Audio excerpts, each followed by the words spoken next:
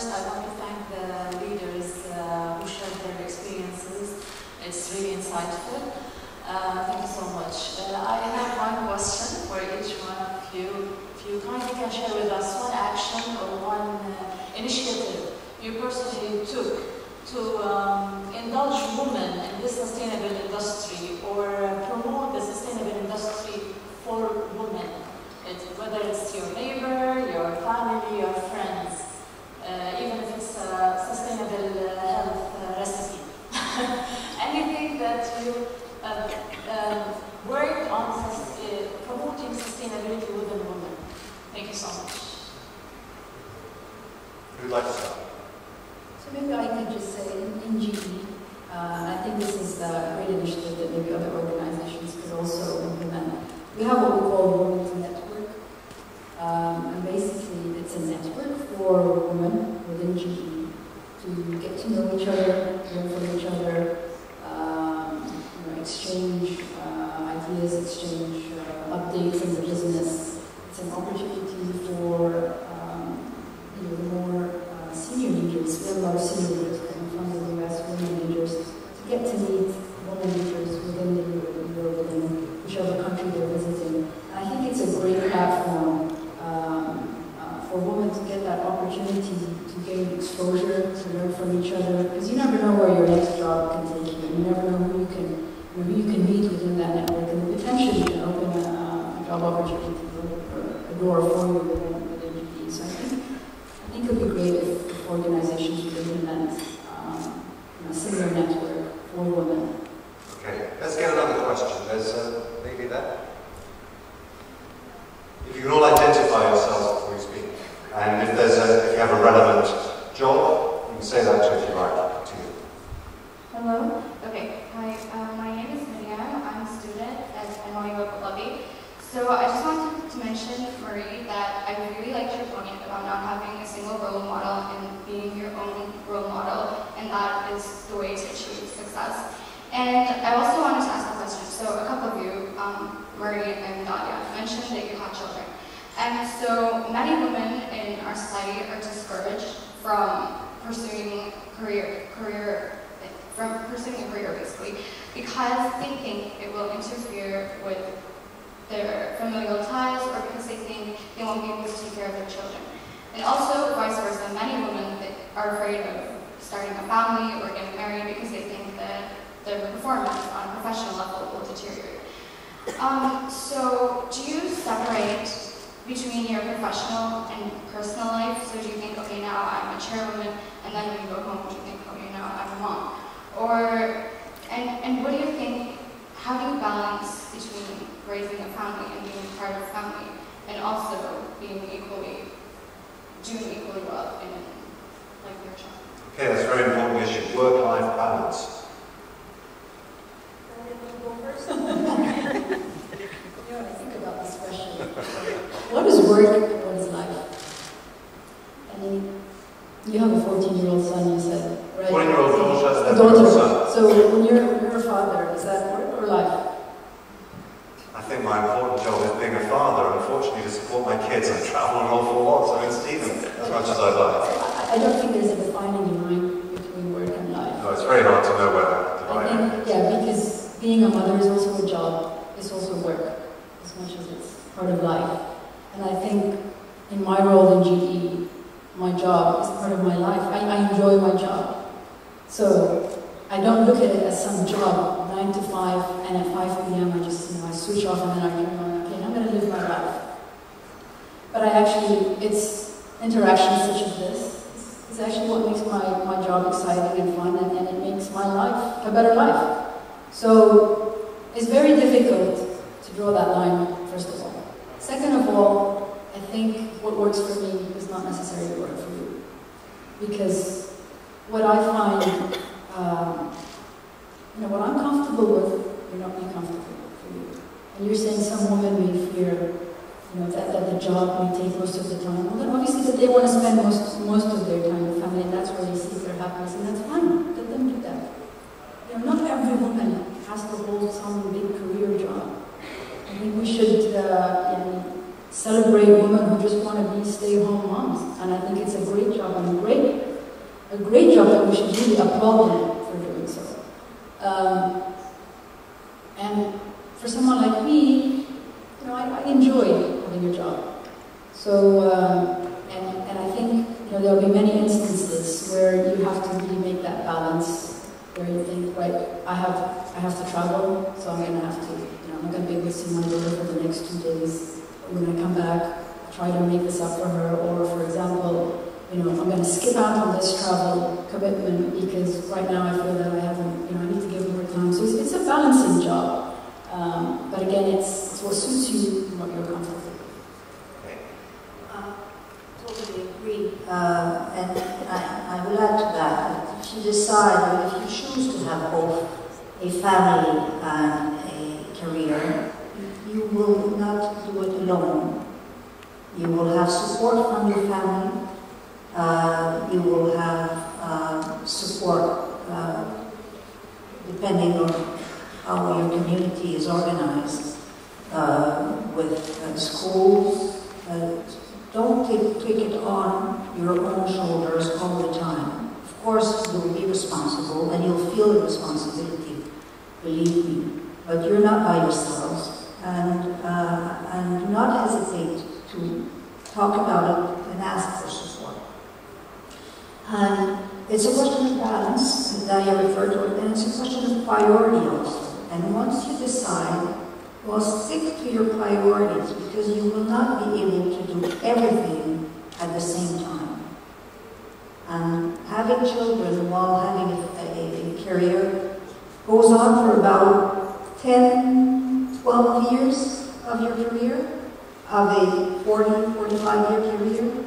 So you will have to make compromises. Make them, but the time will come when they will look at you and ask you if you become a role model.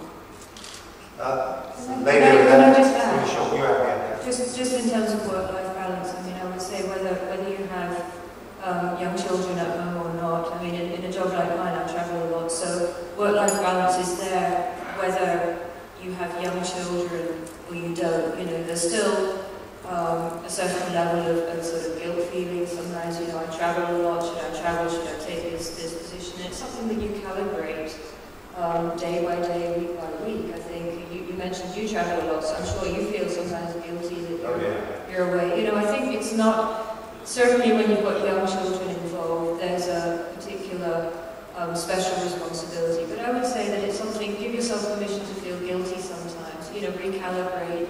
Take some time, think about it, reflect. And sometimes the demands of the job say, okay, well, I have to do this anyway. You know, Skype is wonderful. I Skype from all over the world, you know, with my husband, with my extended family, my stepchildren, their children. You know, I think we have tools today that we didn't have a generation ago that help us at least to have that interaction, to be able to maybe sometimes make the distance feel a little less far than it can be otherwise. I think we'll take one more question for the time being. There will be other opportunities in the course of all this. Lady over there, and thanks very much. I'll get to you guys later on other subjects, okay? So adapt your points to the other panels. Yeah, my name is Ellen von Sitzewitz. I'm working with the German Ministry of Industry and Energy. And first of all, I would like to say that this is a very important topic, and I would like to encourage all the young women to look at the job perspective in environment and renewable energy, because I think that's a future sector. But I would like to add one point, because I'm also myself the mother of 3 small children, and in German administration we still struggle. We have a lot of young, great women, but then we have this glass roof. It's really rare to find women, especially also in public administration, at a higher management level. And I think this main reason is because the time when you make a career is between 30 and 40, and this is at the same time when you establish family. And I think the way it needs to go, and we have very little experience, but I think other European countries are even further advanced, is that you share management positions. That we have a ministry of 2,000 employees. At the moment we have only one directorate which is shared. But I think the future should really go in this direction, that leadership position can be also done by 2 people, which would allow much more flexibility for family. And actually when we have this discussion, we get a lot of support of the male colleagues, because also we have a new generation now of managers and male colleagues who would also like not to be like 16 hours a day in the office and on the weekend permanently accessible. And we also try it now. I have also one colleague where we really try also certain deputy management positions to share. And I think this is maybe a discussion, I don't know whether this is in this region already tried, but I think this is very important for our discussion. That's a very good point. Would you like to comment on that, or shall I just ask you another question? So our time is nearly up. And it's sort of related to that, and that is, would you advise a young woman on the brink of her career to go into your field? And just in one line, I'm going to go to all of you, 1 or 2 minutes, what would you say to her? What would be the big tip, the advice that you would give? So, how about starting this end, the road? I think what was said earlier is know yourself. Know what your own ambitions are, know what your own comfort level is. Be inspired. Look to see if you can follow your passion in your career, and then go for it. But you would encourage young women to get into it? I think that if it's what she wants to do, why not? Absolutely. I mean, we need the next generation of women to go into sustainability, to go into environment, to go into clean energy. The planet needs us engaged. Absolutely. I think I will advise to select the job that you have passion for. And if you have passion for sustainability, renewable energy, like what I have, I think you have to go for it. Job is a lifetime, so whenever you select your career, you're going to live with it for 20 years. So you have to have passion in the area that you're going to live for.